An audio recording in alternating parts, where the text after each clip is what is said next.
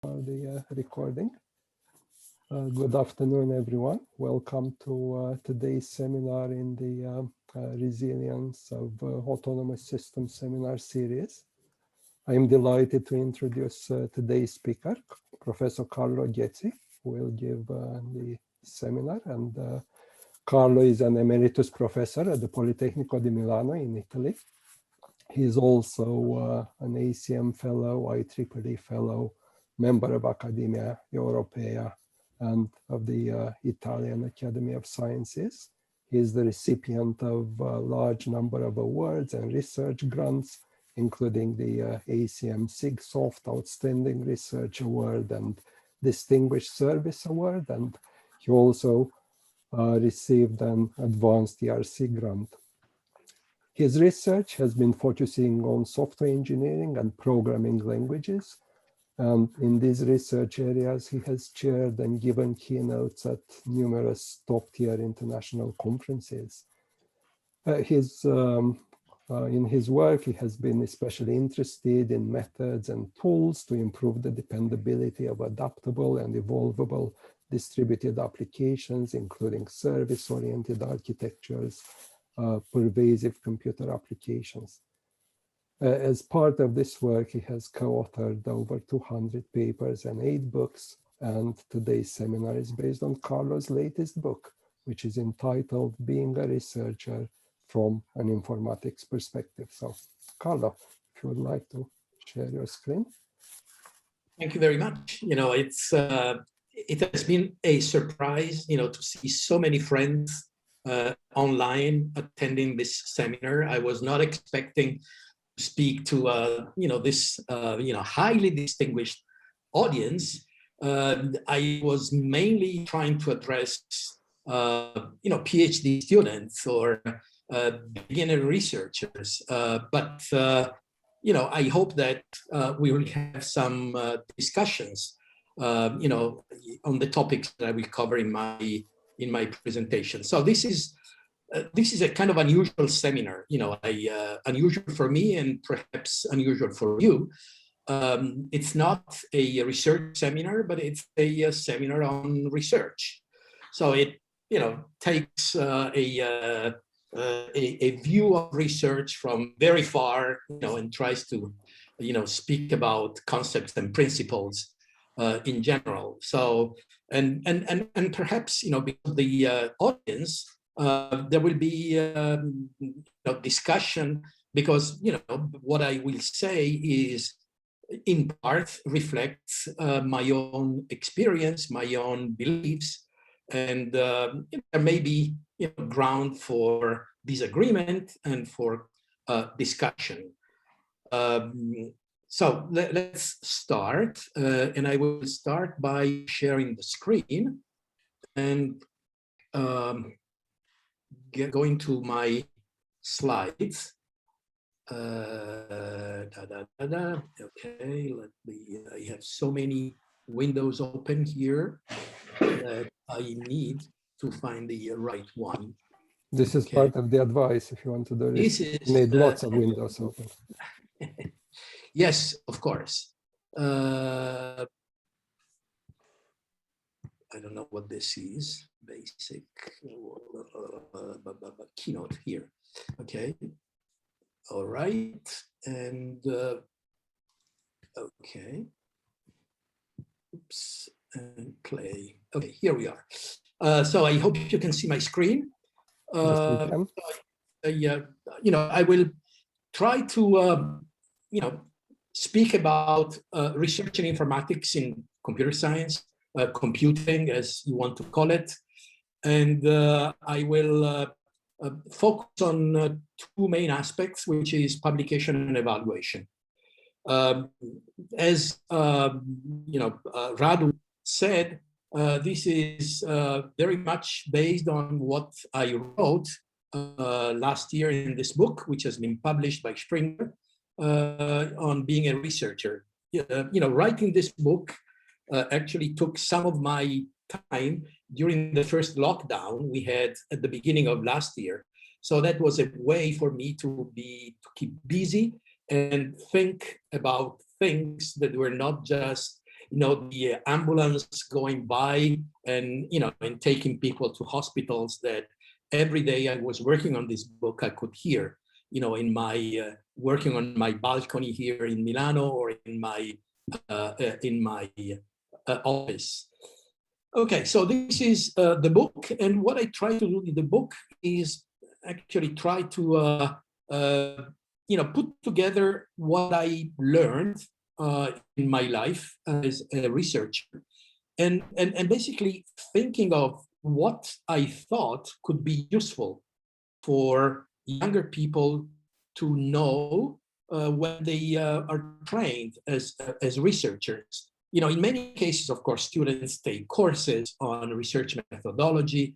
But what I try to do is basically put in the book what I wish somebody would have told me, when I started, being involved in research in my life. And what I learned personally, and sometimes quite painfully also, because nobody told me. But actually, I was lucky enough in my life to get good advice from many people. So also some of the advice from these people, has gone into this book, and I wish to thank all of them. And some of them actually are in the audience. So some of them also read drafts or parts of this book and gave me feedback. So at least this is another another occasion I have to thank these people for the the contributions they indirectly gave me and went into this book. Okay, so first of all, I want to make sure that we all understand what we're talking about. Of course, we are talking about informatics. We're talking about computing, about computer science, or ICT, whatever is the name that is more popular in your country, in your culture. But we all talk about this. And what I want to do first is to shed some light of what I think is typical of the field and research in the field. Well, so first of all, what is informatics? A good way to look at what makes informatics is, for example, go to the ERC website and look at the definition of informatics in terms of topics that you cover when you're dealing with informatics, particularly in doing research. And as you can see, informatics is very broad. It's a broad field. It goes from computer architecture, pervasive computing, ubiquitous computing, down to bioinformatics, biocomputing, and DNA and molecular computation, and and from software engineering to machine learning to scientific computing, more mathematical areas like cryptology, quantum crypto, algorithms. So it's a very broad field. So it is broad in topics, and it is broad in scope. It's broad in scope in terms of you can be more short-term oriented in your interest, or long-term. You may be more driven from the existing bleeding side of the application, or you may be driven by curiosity. And it's also very broad in paradigms. I will tell you what I mean by paradigms in a few seconds. So it is broad, and it is crucial for our society at the same time, because it is changing the world.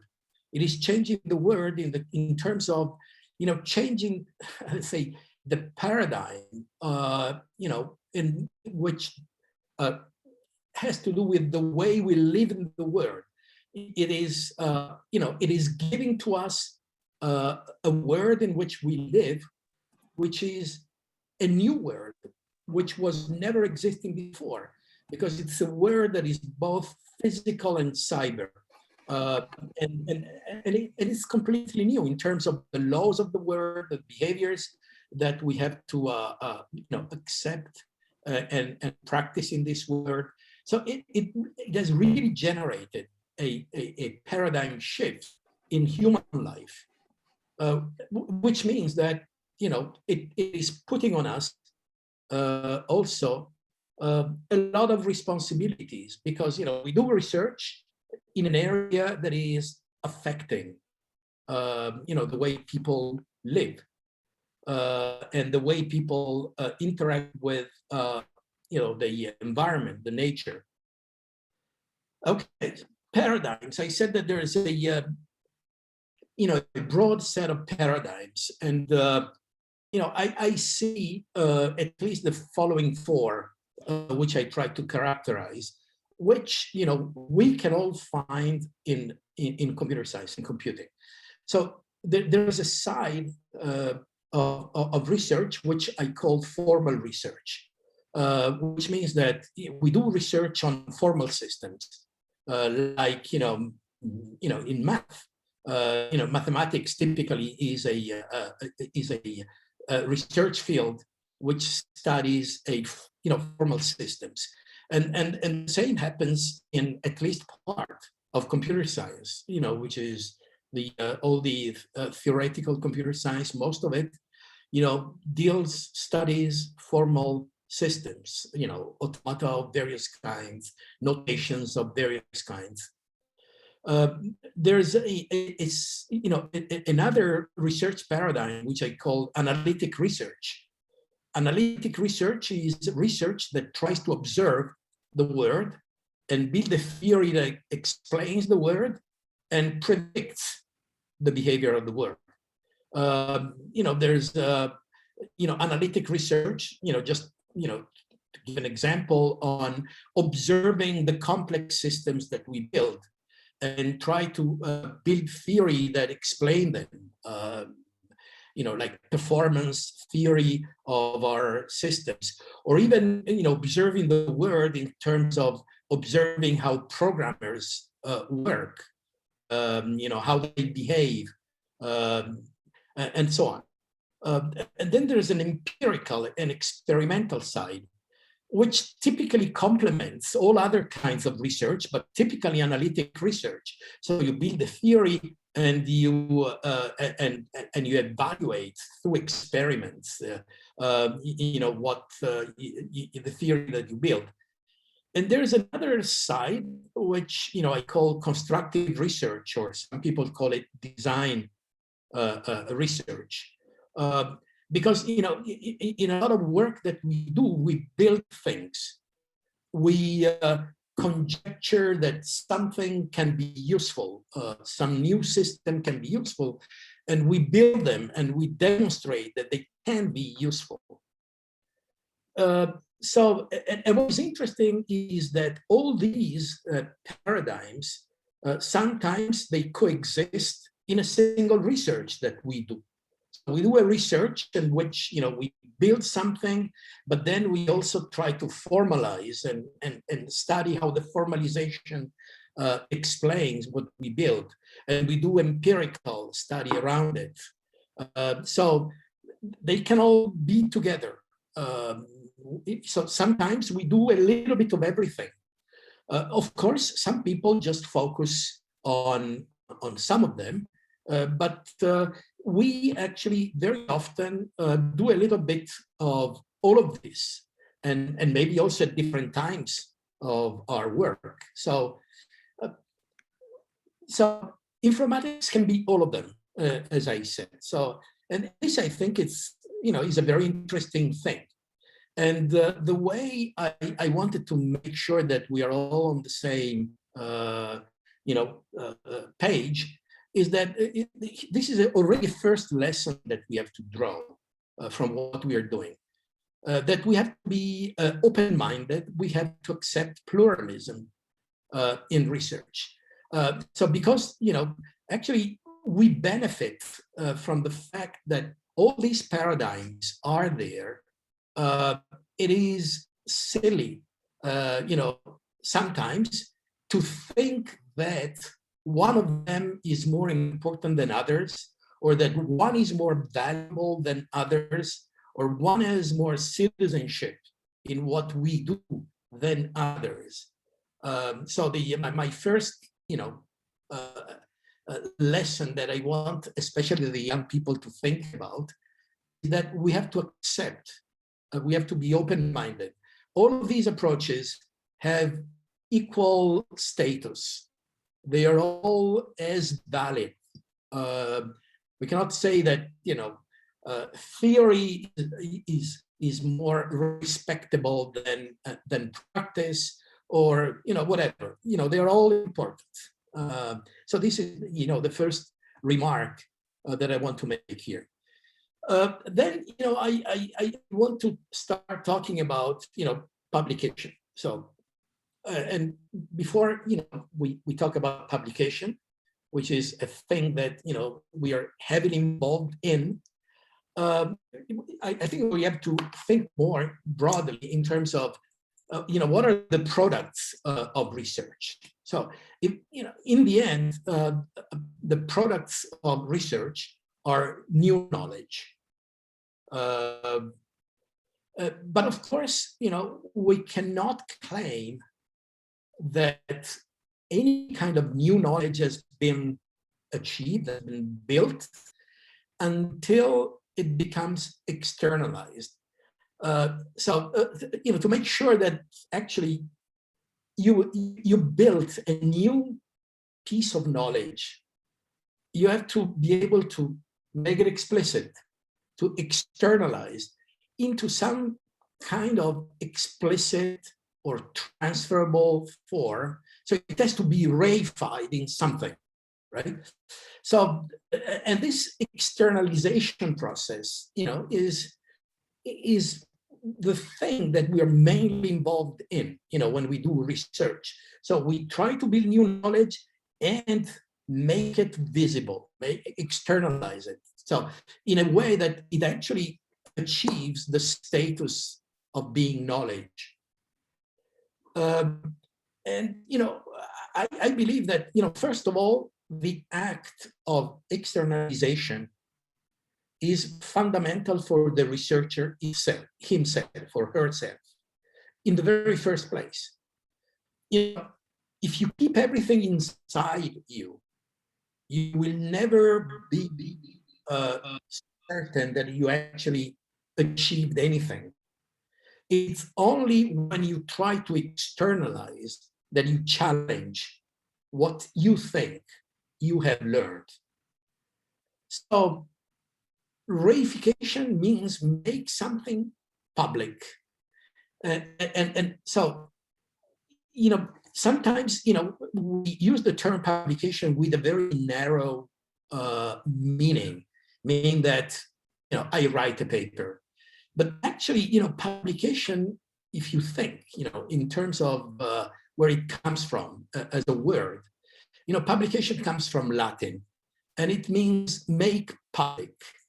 So I think that, one of the main, let's say, goals of a researcher is to make something that the researcher has learned public, available to others. So that's the, why we publish. So publication is a fundamental aspect of, research.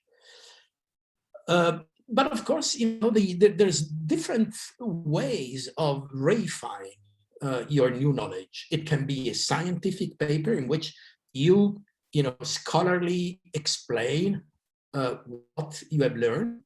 It can be artifacts, and artifacts can be, proofs of concept, prototypes, mock-ups, tools, whatever. They can also be presentations. They can be videos. They can be data sets.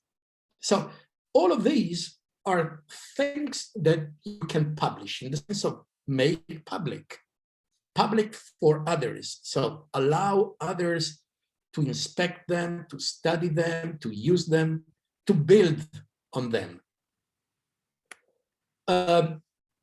So as I said, of course, there's degrees of public that you can aim at? Well, first of all, you externalize, as I said before, for yourself.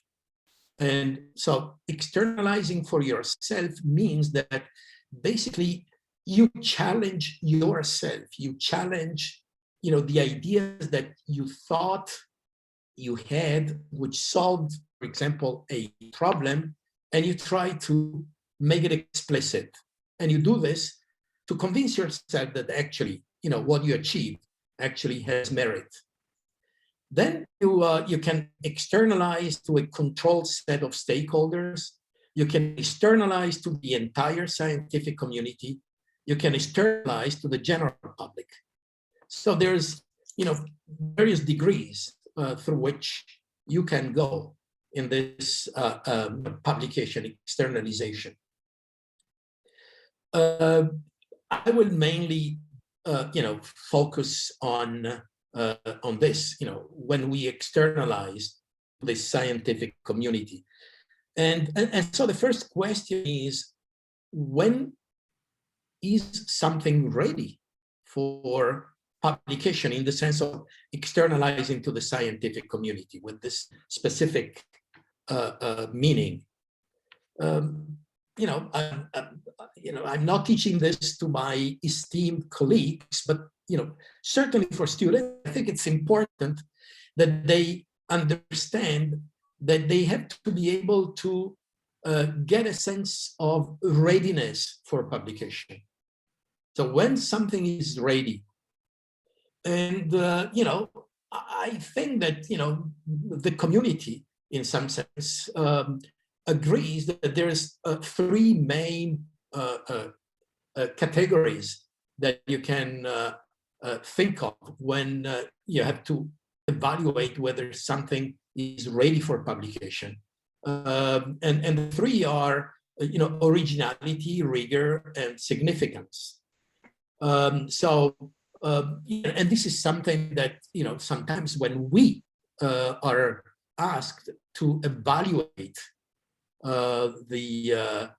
something that is submitted for publication, we evaluate when we have to assign some kind of value to a piece of research. We evaluate it through originality, rigor, and significance.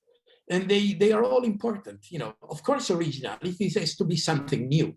It has to be something that shed a new light on something, or solves a problem that was not solved before, or in a way that is better than was known before. It has to be rigorous, and there has to be, there has to be an intellectual integrity in the research process and in the way you demonstrate your results. And it has to be significant, so what you discover, potentially at least, or well, we are talking about readiness for publication, so we are talking about potential here. So potentially it has to exert some kind of influence on others. So others, should, find interest in the results, if you're going to publish them. So these are the three main categories. And then, in terms of publication, what are the kinds of publication? Of course, there's, today, you can decide to publish something and you just put it on the website. So through archives, you can make, whatever you want public. Of course, if you do that, the result is only self-validated in most cases. But sometimes, what you want to do, or actually in most cases, what you want to do is to publish something not directly, but through a publisher, and in particular through a process that validates your your attempt to publish. So with something that goes through peer review. So here, what I would like to do here is to reflect on the importance of peer review. I truly believe that peer review is the pillar on which science evolves. So it is really the pillar that supports science. And the reason is that first of all, you need peer review to check that results actually deserve dissemination. So this means that peer review acts as a filter, which tries to avoid dissemination of poor or flawed outputs. But there's also another important aspect of peer review, which is the fact that peer review tries to improve the quality of what is submitted for publication, and tries to improve the quality in a way that, at least potentially, the publication can achieve more impact. So the significance can grow, in particular, for the publication. Remember that research results are very seldom, absolute truths. So they are results which advance in some way the knowledge in a given area, but through peer review, you make it public in a way that others can build on top of them and improve them. So there is also the notion of continuous improvement, of continuously adding to knowledge. Because, as I said, knowledge is the production of knowledge is a process.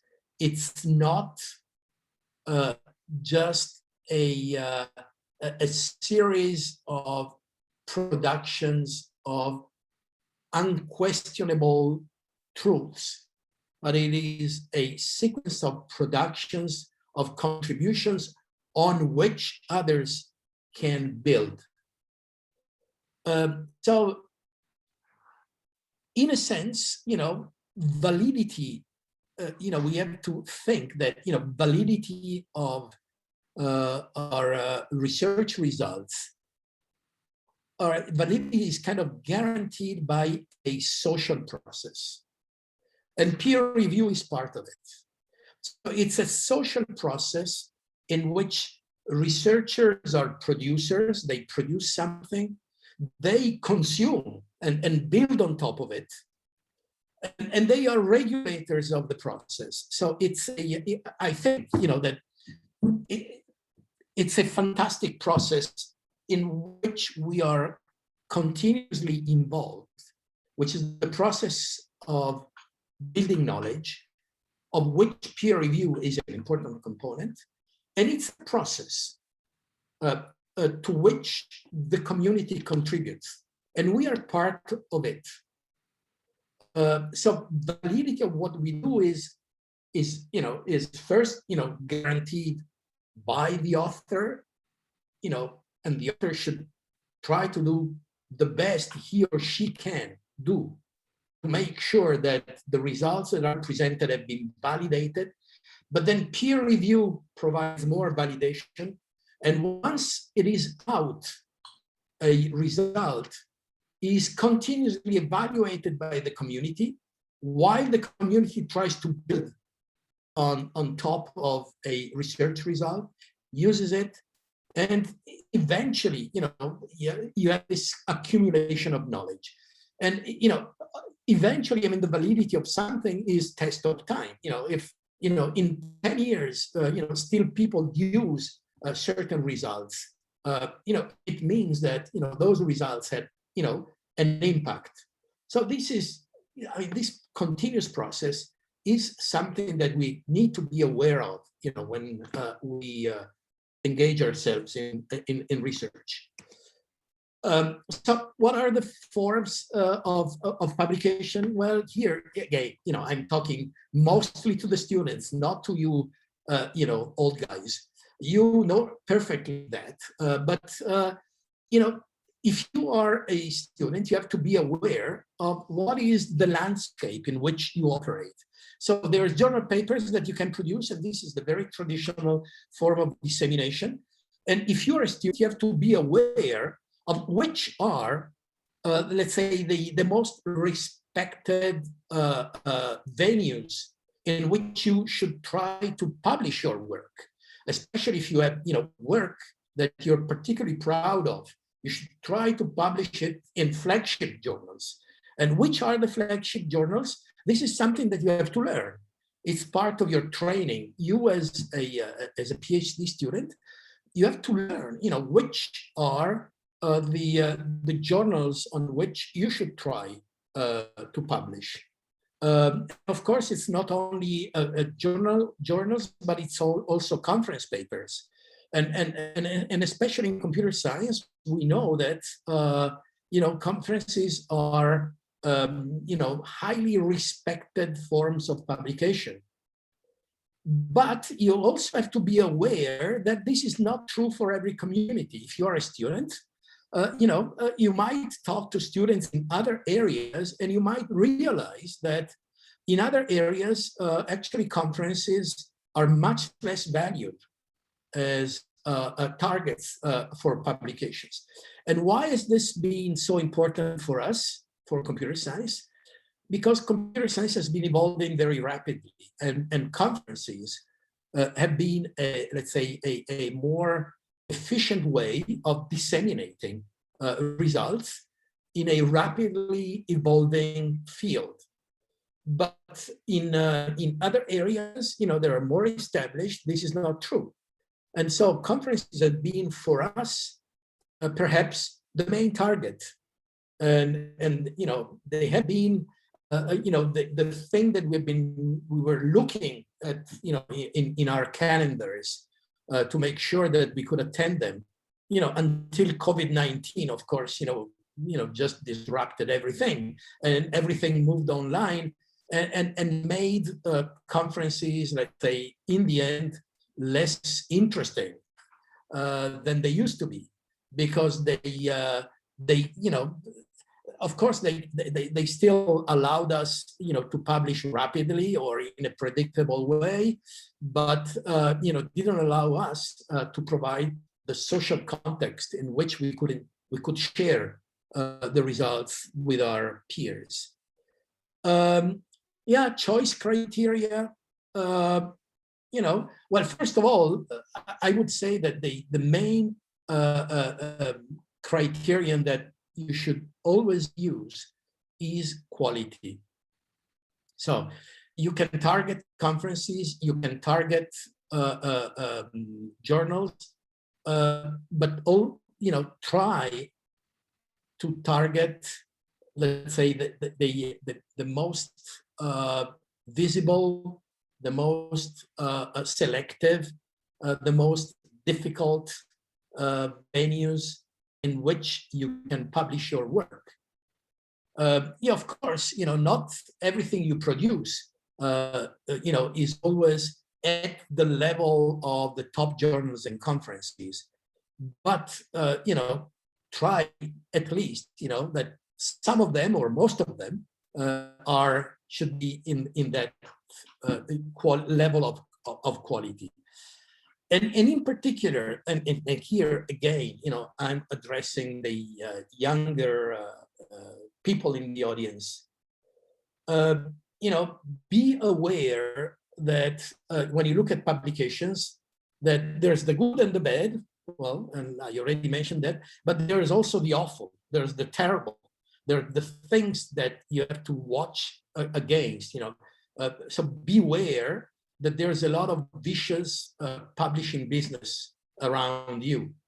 And part of the vicious actually is, what people call, predatory publishers, and you should stay away from those. And this is really, my recommendation, especially to the young people, and especially when you receive, nice letters like this, dear ba ba ba, I saw your wonderful paper, published there. We offer you an easy path to publish more results if you, send your paper to us. On behalf of the editorial board, we are very pleased, to ask you to join our team, or things like this. You will receive things like this. If you receive something like this, put it in the trash. Don't even answer. But don't be trapped. And I have examples here, but I'm just skipping them. So beware that there's a lot of predatory publishing. The other thing is, as I mentioned before, journals versus conferences. In computer science, we have always been, defending our viewpoint that, conferences are at least as have equal importance and value as journals. And of course, and also they have lots of advantages. They're more predictable in terms of, submission date, of fixed period for review, fixed decision date, which is something that we like. But of course, it also has, disadvantages. It forces you to work by deadline, which may be good and bad. It may be good because it gives you deadline. It may be bad because you don't, you may miss, let's say, a long-term plan and just look for the next deadline for timely results. And actually,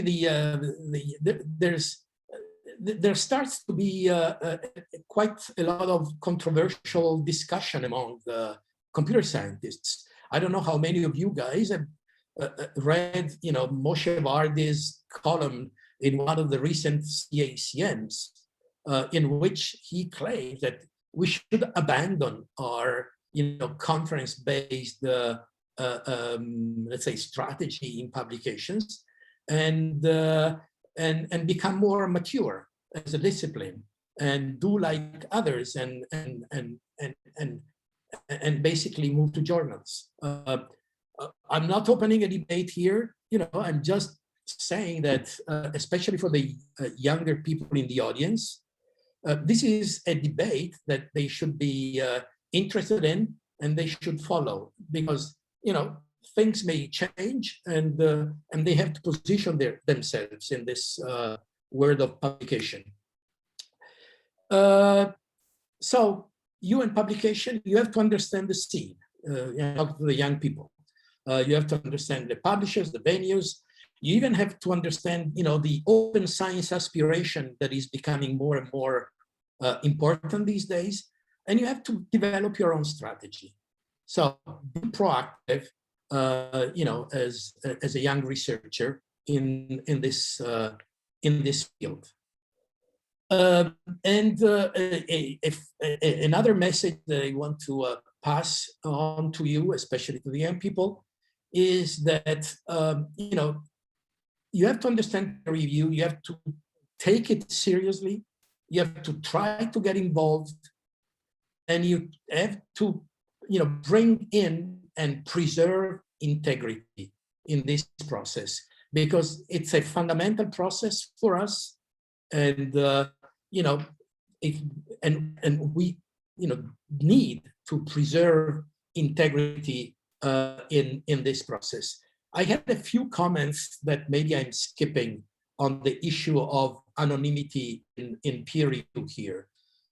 So let me skip them for the sake of time, because I want to cover other topics, but of course we can later discuss them. I want to at least spend some time drawing your attention on what I think we should do better in the future and invest more, which is artifacts. Okay, so in our area in informatics, artifacts are key products of research. Typically, we do them as part of our research, as prototypes, implementations, proofs of concept, and so on. But what is important is that it is vital that others pick on what we do, not just on the papers that we produce, but it is important that others can take also our artifacts and work on them and reuse them. So building on top of each other's work is key for research. And not only papers are the way we can build on top of others.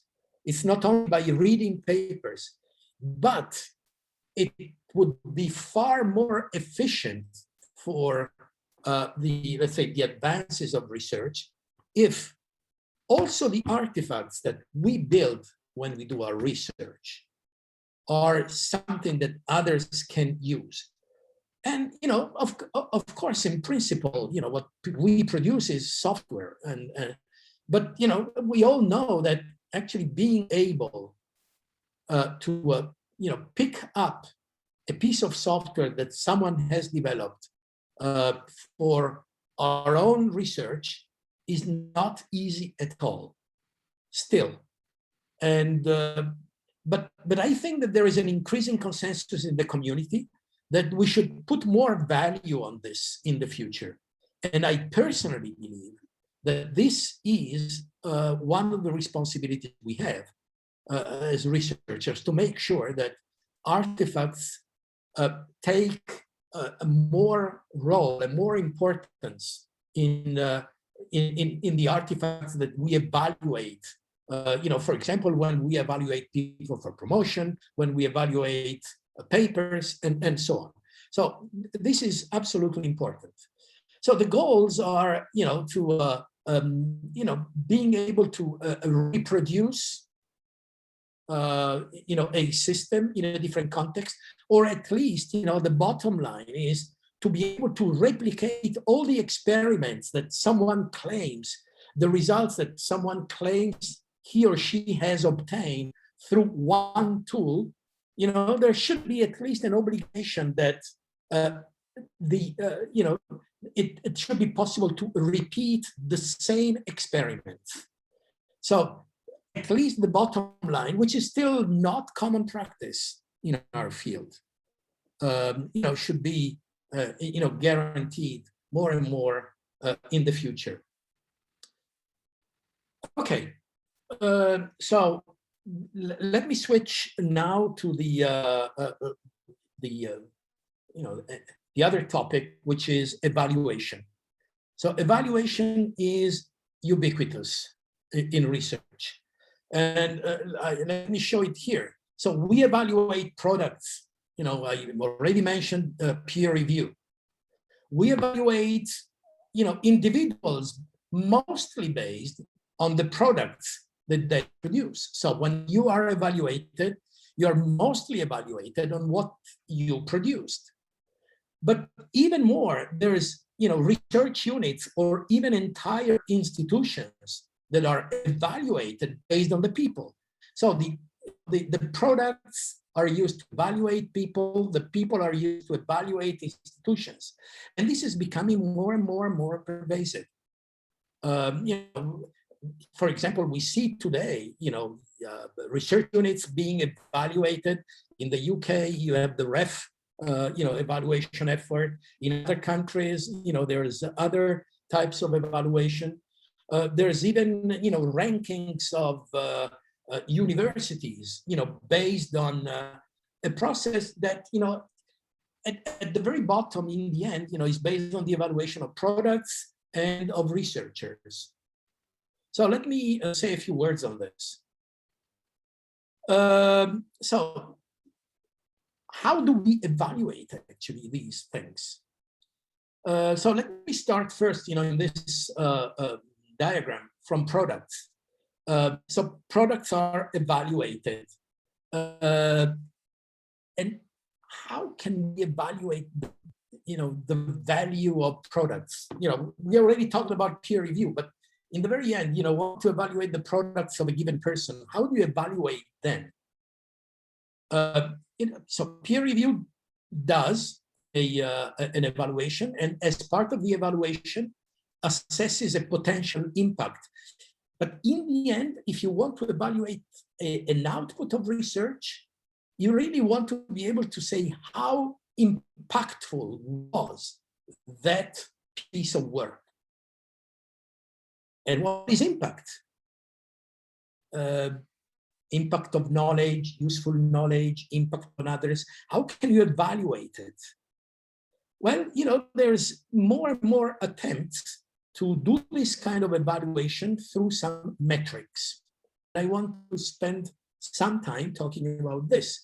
So evaluation can be qualitative, but there's more and more attempts to evaluate research outputs in a quantitative way. And so there's this field of bibliometrics that is becoming more and more important, which tries to define units of measure which define the impact of a piece of work. And in the very end, you may say that they all boil down to this equation, or actually this definition, that impact is defined by the number of citations. If you want to, give a number to evaluate impact, you say, well, a paper is more impactful than others depending on the number of citations that it received. And what the rationale of it?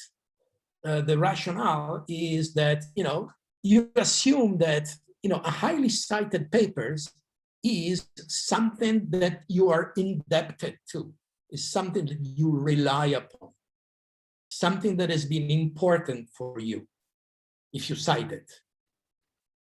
So, questions. How good is this?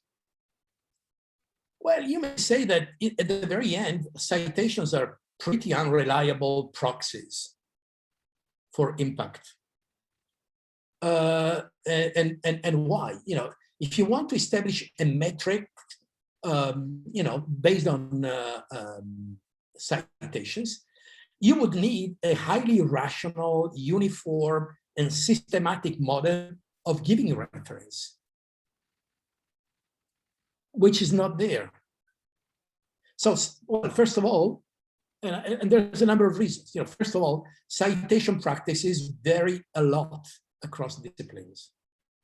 So, number of citations in computing, and number of citations in medical sciences, you cannot compare them. So, in addition, citations, when a paper is cited, let's say, the motivation for a citation are of different kinds.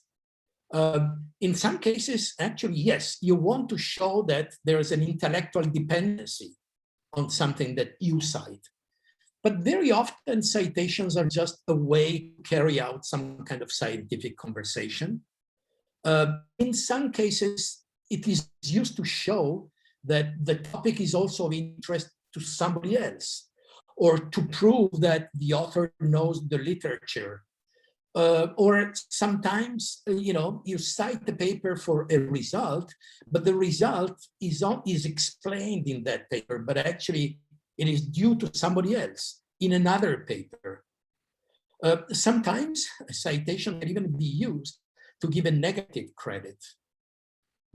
So this, is to say that there's no rational, uniform, and systematic model of reference giving, which means that, the number of citations are not reliable proxies. In addition, citations are highly sensitive to the time elapsed since publication. For example, how can you compare the number of citations of a paper that is 2 years old and a paper that is 20 years old? It's very noisy. It includes self-citations, or even worse, unethical practices. You may ask your friends to cite you, and you cite them.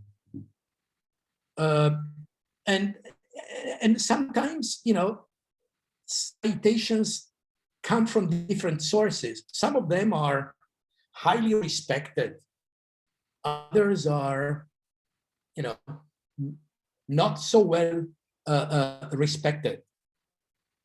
So again, very unreliable. And just to show you, this was a study done by, statistics researchers, showing that the average citations per article vary a lot according to the area. Here you have mathematics, computer science. Here you have life sciences. So, you cannot compare, for example, a piece of work in math and a piece of work in life sciences, counting the number of citations for the two contributions. So you cannot go for cross area, but even within the same area, there are sub areas, in which there's a lot of difference. Even in computer science, there is areas in which citations per article are higher than in others. So then, people are, used citations as a constituent for other metrics. So for example, the quality of a venue, quality of a journal is measured by the impact factor. And the impact factor, is defined as the average number of citations in a given year by papers published in previous years, like, for example, 2 years. Here is the definition in the case. You consider the past 2 years. You consider the past 5 years. So the quality of a journal would be defined by the impact factor. And this is something that publishers have been selling quite a lot and use quite a lot to promote the quality of their journals. Actually, we have editors sitting here, probably, still. So again, are they reliable? Well, first of all, again, there's a lot of criticisms that you can raise. Citations have a highly skewed distribution, first. So few papers are highly cited, while many have small number of citations. So whenever you have skewed distributions, using averages, we all know that it's not a very good indication of something, right? So plus, again, this metric, like the citations in general, are very easy to tweak, by unfair editorial policies. You can ask, you can only accept papers that they introduce a suitable number of citations to papers in the same journal, which happened. So again, what can we say? I mean, let's talk now about impact factor. It's like all these numbers are easy, they are appealing, they give the impression of being objective. It turns out that, in many cases, they're not reproducible, even by independent audits. So sometimes, they depend on the population that you examine, and maybe the population does not include conferences. Things are changing, in this area, and people are trying to reduce the noise in these numbers. But still, for example, this is still true. I mean, you cannot use them for cross-area comparison. They can be manipulated. There is this issue of skewed distributions and so on and so forth. So, there's criticisms that, behind all these measures. And the last one I want to mention, and then, I rapidly, wrap up. H-index, is another metric that we all know. It's the metric for researchers. H-index, has been defined, by this guy Hirsch. He's a physicist, and it's the maximum value of H, such that the given author has published H papers that each of which have been cited at least H times. So, if you have an H-index of 50, you have 50 papers which received, more than 50 citations. Again, how much does it tell you about the researcher? I would say that the order of magnitude may tell you something, but it may tell you, but if there's small differences, for example, it doesn't tell you anything. So it is something that you can use to think as a support for your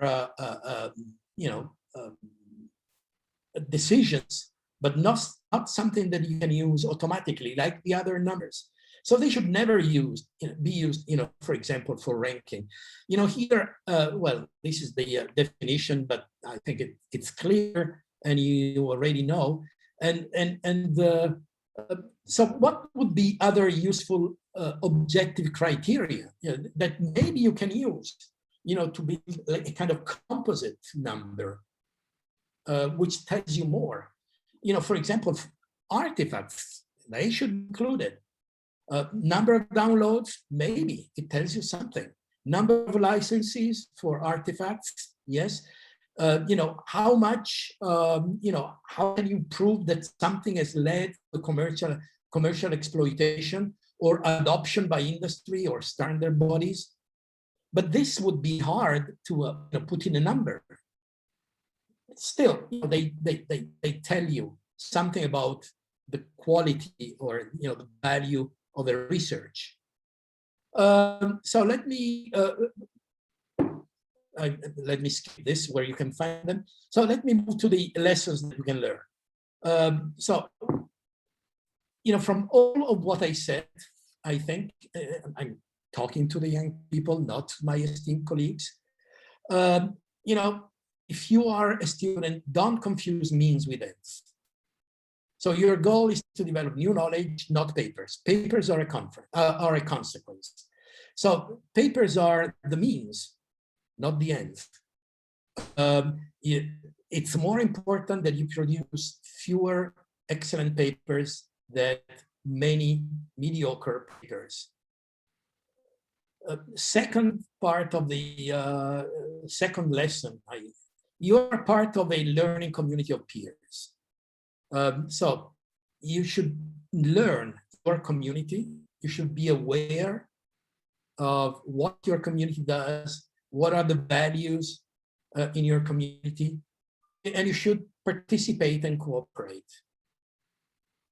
Don't confuse quality with quantity, which is part similar to the first bullet I had there. Don't be obsessed by numbers and metrics. Try to understand them, because they are becoming part of the game. So you should use them in a way that allows you to navigate in your career as a researcher but try to understand their limitations, and more for the senior part of the community, I think that we should really try, to not use these metrics as automatic ways of ranking, evaluating, and we should not convey the wrong message to the young researchers that we are educating. The last, takeaway, which is something that I would have liked also to talk about, as I mentioned at the very beginning, our research is touching many ethically sensitive topics, and your research may be touching them. Behave ethically, put effort into assessing whether the research that you are doing has ethical implications, be aware of them, raise the issues that are involved in them, don't hide them into the technical details of what you're doing, but make that part of your investigation. I think I took probably too long, and I touched probably areas that you might wish to discuss more. So I'm here and I'm ready for questions and discussion. Thank you very much, Carlo, for the insightful talk. We'll move quickly to the Q&A session. Bashar. Yeah, researcher. Carlo, thank you. That was a great talk as always. I wonder if just try to elicit some of your thoughts on, you mentioned the word community a lot, and you mentioned the word social processes quite a lot, and its role in evaluating and assessing research and fostering good research. So I'm fully sold on this idea. So I grew up, I was nurtured by a very supportive community and sub-community, but I guess not everyone has that opportunity, and social processes can be good as well as bad. And I'm just wondering, our reliance on community, whether it also has some possible negative side effects on the way research might go forward. I mean, at the moment, for example, we're missing a lot of the physical social side of interaction. But ironically, it's actually opening up access to people who might have not been parts of the communities that we now, you and I might miss, but they've never experienced. So I'm just thinking in my mind, I love community, I love social processes, but I'm also quite aware that the physical side of the social process is potentially dangerous. But also, even if we push it to peer review, peers are our community. And what tends to happen sometimes is that certain communities start pushing agenda for certain areas, certain types of paper gets accepted more often than others. So even at a technical level, not just as a nurturing level, community of particular sorts can actually be dangerous. So I'm just wondering if you had some thoughts on that rather controversial statement. No, I think you raise good points. Community is a human artifact, right? So it's made by us,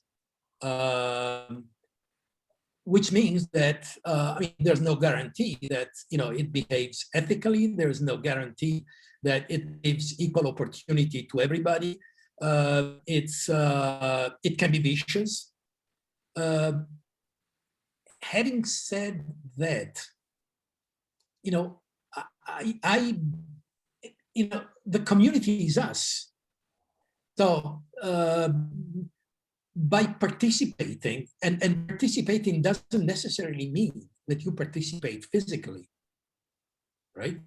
So by being part of a community, you should, fight for a better community. we should all fight for, having healthy community. I had a similar discussion a few days ago, and I agree. Yes, there is bias.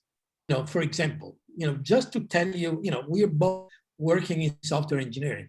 I have severe objections on the way, let's say, the community has been moving in the recent year in considering that software engineering is certain approaches in research, and others are not as legitimate.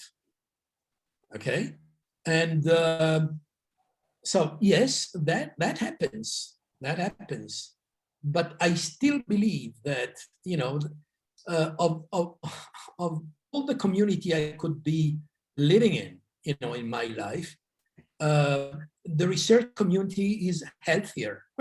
So I am, I may be an optimistic person, but I still believe that we can, we can discuss, we can open discussions. The research community is more open than other communities that I observe around me, and the advantage for us that we live in this community, which is self-regulating. We are the community, and we are the ones who establish the rules. We are the ones who establish the goals and the values. So Carlo, can I maybe just quick follow-up, which is, of course, I agree with you, but there is a school of thought that says self-regulation and that the community is us means that we shouldn't be determining the peer review of how peer review is proceeds. So in a sense, if we create the rules and we then follow them, it works to some extent, but it also has some potential dangers in the sense that we, of course, only evaluate positively what we as a community like and approve of. And I'm just wondering sort of who reviews the reviewers. No, you're quite right. But actually, Bashar, come on. It is definitely, if you consider, like 20 years ago, 20 years ago, there was nothing like ref, right? There was nothing like, and you can say all the bad things you want about ref, but this is a way of being more accountable as researchers, right? And they were not, they were not part of our life. So yes, I agree that we need this kind of, external, but in terms of, which areas, we need to investigate, and, again, we are open to discussion to industry, we are open to discussion with other actors, but in the end, I see a lot of value, in the community self-managing itself. Of course, then being evaluated socially. Yes, I totally agree. Thank you, Carlo. Sharam? Yeah, thank you very much, Carlo. Great presentation. Maybe you can speak to the question of impact of papers versus impact of people. I was wondering if you can talk a little bit about this, because I think this is a very interesting point, and I didn't see very many people talking about this aspect.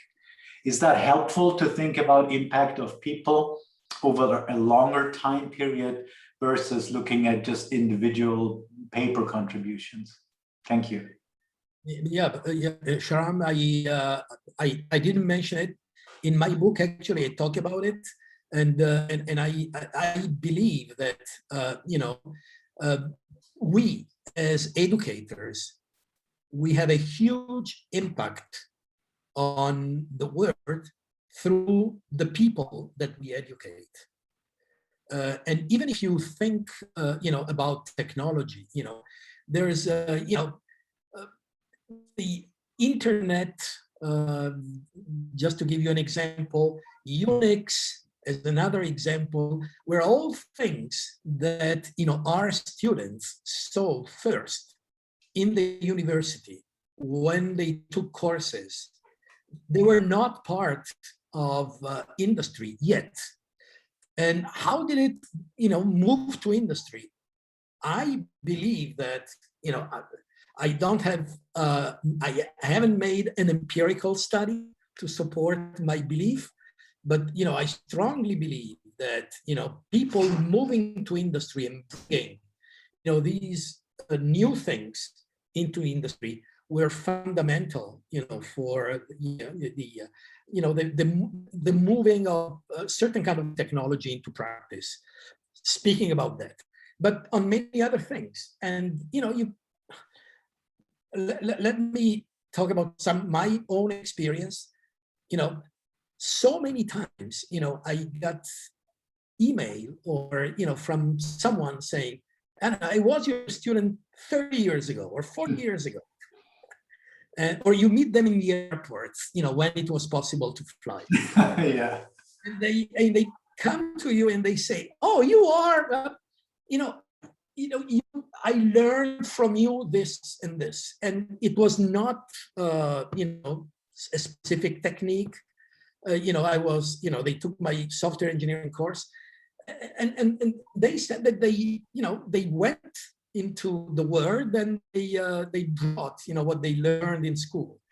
And the same is for all of us. Yes, I cannot, underline more the importance of people. Yes. Thank you so much. Colin, would you like to go next?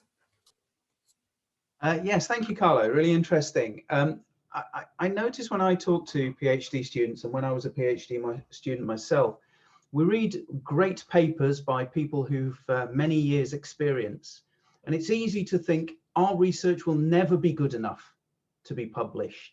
So what would your advice be to those people who are 1-2 years into their research career and thinking, well, it's just not good enough to be exposed to the public? What would you say? Well, yeah, wonderful question again. In my own experience, I said, I had, two extremes of students. The ones who even didn't have a complete idea, and they come to me and they say, "I want to publish, in the next conference such and such." And I said, "What do you want to publish?" First you have to have a result. And then there's the ones who I call the Peter Pan syndrome. They never want to go out to the world. They want to stay in. They're never sure that they have something, useful or interesting. So I think that this is something that we, advisors have to, teach, these people that there's,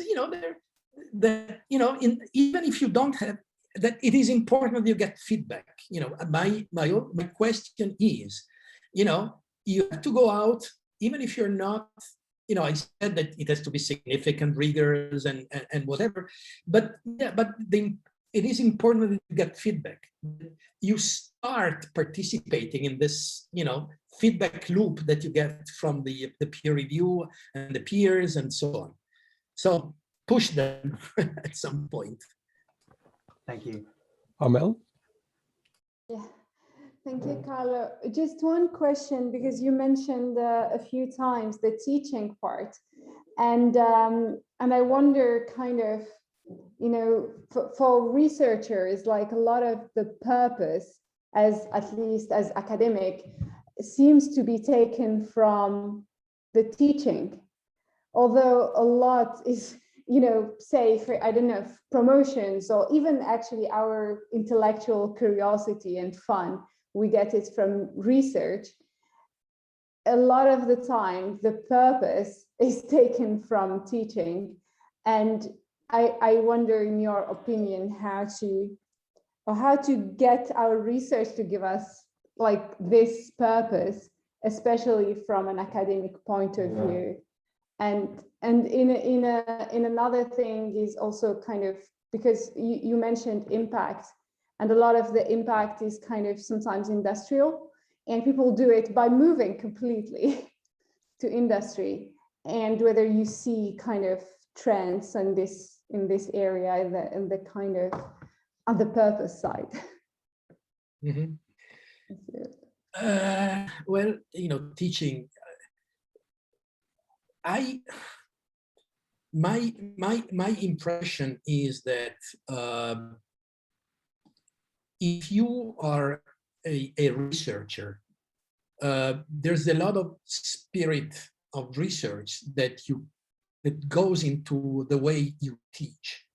So the way a researcher teaches to students, if the person is doing research, it changes, it affects the way you approach your teaching. You challenge your students more than just explaining things. So I think that teaching should be more, especially now, that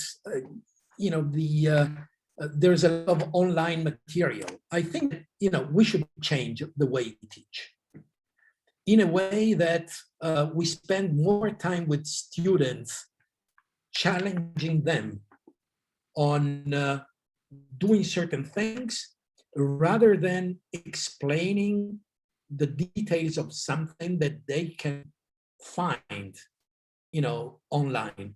So I think that there's a great opportunity with the online material that we have now to rethink the way we do our teaching in a way that in a sense, it gets closer to research, get closer to something that requires an active involvement more than a passive involvement by the student. I don't know if I answered your question here, but I do believe that we should really rethink the way we teach. As for researchers moving to industry, there's nothing bad in that.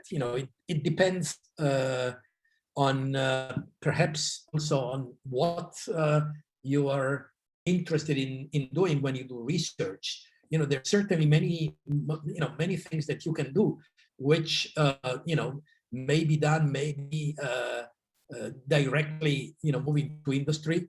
But perhaps what I've been doing in my life was still at a stage that I would have much preferred to stay in academia than moving to industry. So. Right, Jeff?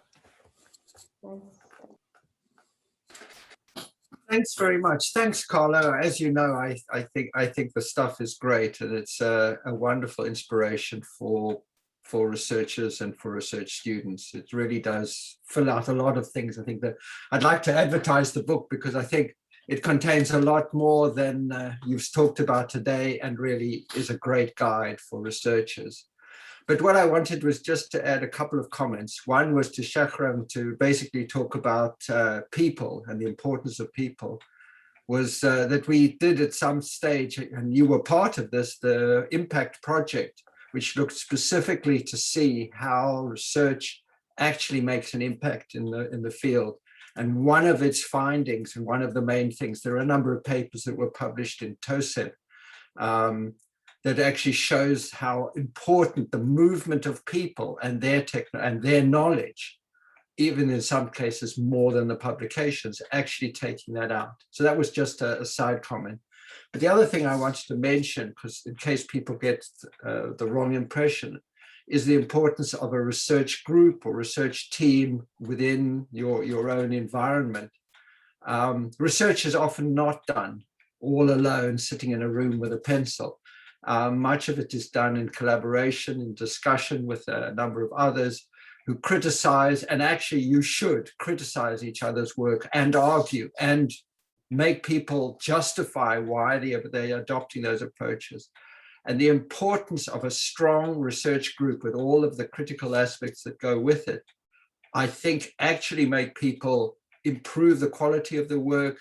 There is, I have to say, for me, it was one of the sources of most of my enjoyment as a researcher, was this interaction and collaboration, and also ensures that the quality of something that you then put out for publication is actually better than when you've just taken it out yourself without that external criticism within your group.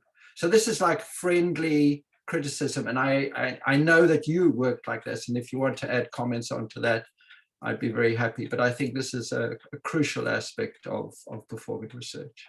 No, yeah, Jeff, you're absolutely right.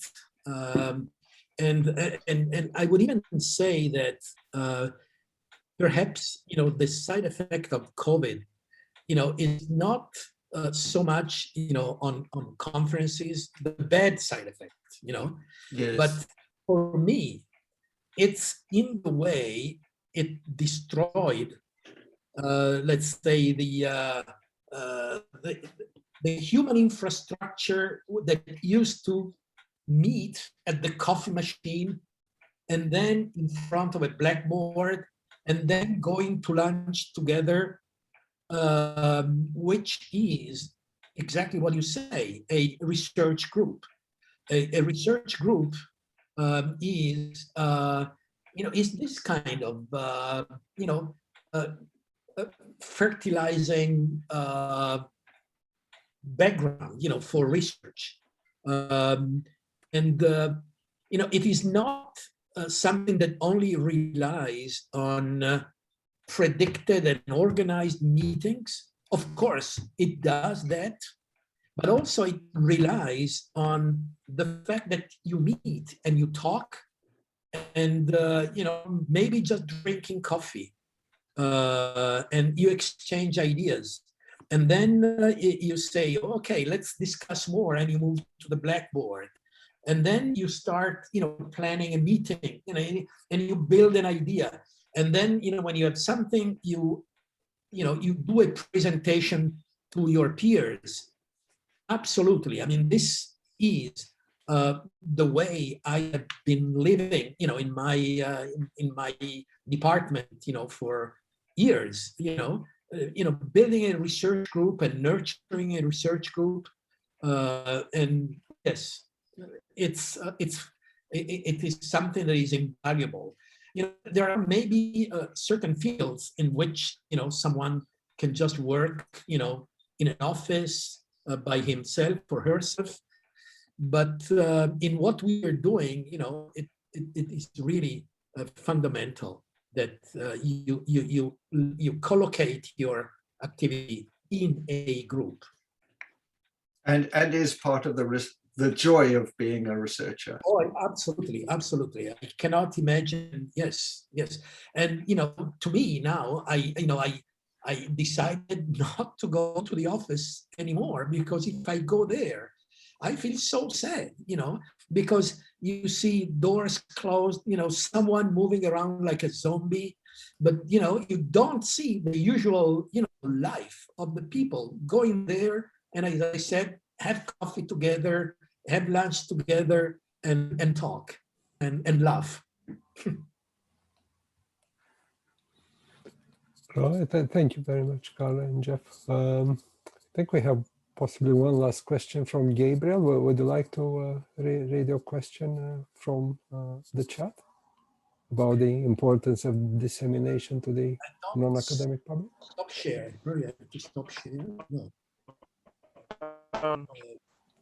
Yeah, I just wanted to know how important it was as research to try to disseminate also the research to the public, maybe in the same way we see kind of popular scientists like Carl Sagan or something, and trying to get them involved, and also at least having some basic understanding of where technology is going, and also for them to try to at least evaluate on a certain level this stuff. And because I mean, in the end, this is going to be an influence products and services and things that are affect our daily lives.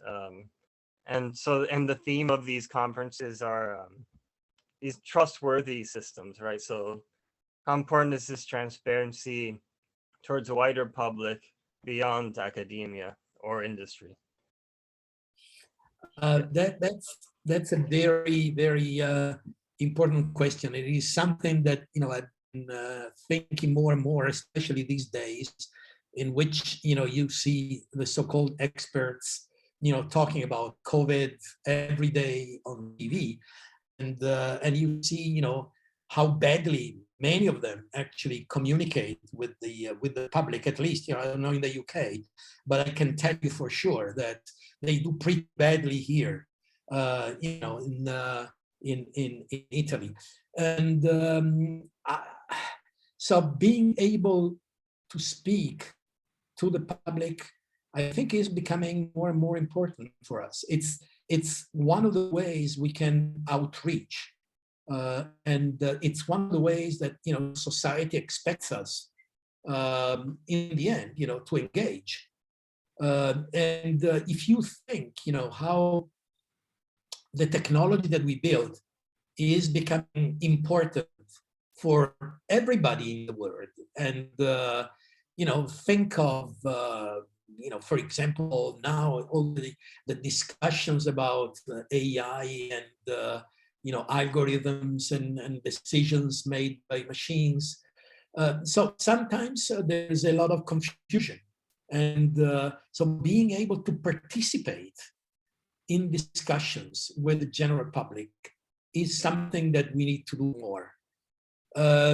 Having said that, this is not easy because we are not educated. We don't learn, how to speak to these people. We know how to speak to our peers, and this is what we learn, as we go through our PhD. But we don't know how to speak to these people, and we have to. Plus, sometimes speaking to these people requires an educated audience. So you also expect the people in the audience to know some basics of science. You expect them to know about, how a research result, what it means that science agrees on a certain theory or a certain research result. And people, sometimes they don't know exactly, you see with COVID, they don't know what is the research that makes a vaccine valid or acceptable or not. For example, there's a lot of discussion here about whether AstraZeneca is a good vaccine, because a couple of people died after being injected the vaccine, and they don't have a clue of how the trials that have been done on vaccines work, and all these things. So the public is not prepared. We are not prepared in many cases. So this is the reason why there's a lot of chaos in communicating with the general public. So in the end, I think it's very important. It's not easy. It requires an educated public. So more education in science on the one side, and we should learn, how to speak with these people. But it's important. Thank you. Thank you very much, everyone. We are 1 hour and a half into this seminar, so thank you so much. If anyone has any last burning question? If not, thank you so much again, Carlo. This was a fantastic talk, and I'm very pleased that it generated this interesting discussion as well. I think we've all learned from it. I was very glad to be here and see so many friends online, and also some young people. Thank you. Thank you. Bye. Thank you. Thank you. Bye. Ciao. Ciao. Thank you.